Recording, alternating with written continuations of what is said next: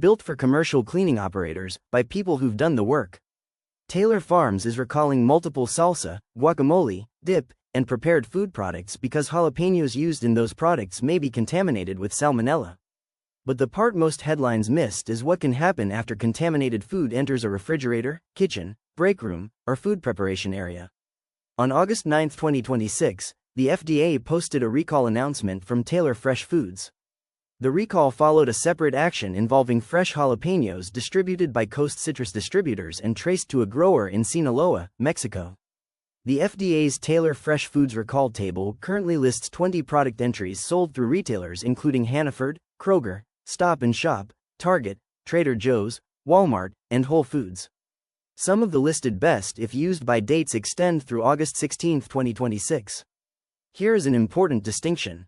As of the August 9 announcement, Taylor Fresh Foods reported that it was not aware of any illnesses specifically linked to its recalled finished products. The broader jalapeno outbreak, however, has involved 345 reported illnesses across 27 states. 36 people have been hospitalized, and no deaths have been reported.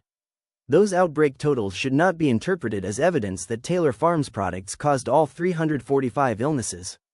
The FDA also reports that 177 of 191 people interviewed, approximately 93%, said they had eaten at a Mexican-style restaurant before becoming ill.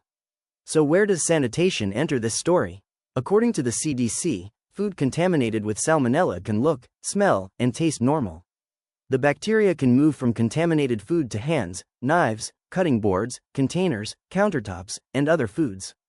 That is called cross-contamination. If you have one of the recalled products, do not taste it to determine whether it is safe. Check the exact product, store, UPC, and best if used by date against the FDA recall list.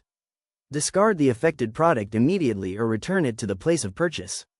Then consider what the product may have touched. Carefully clean and sanitize affected containers and food contact surfaces. Cleaning comes first because food residue, grease, and dirt can interfere with the sanitizer's ability to reach remaining germs. Use a product approved for the surface, follow the label directions, and allow the surface to remain wet for the required contact time. Never mix cleaning chemicals. Wash your hands with soap and water for at least 20 seconds after handling the product or completing the cleanup. Salmonella symptoms commonly include diarrhea, fever, and abdominal cramps. Illness often begins between 12 and 72 hours after exposure and usually lasts 4 to 7 days.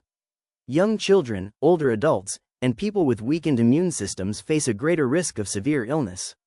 Contact a healthcare provider if you believe you developed symptoms after eating an affected product or meal.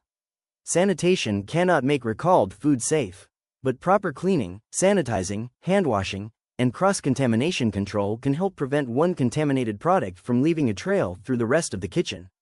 That is the part of the recall story every household, restaurant, facility manager, and cleaning professional needs to understand.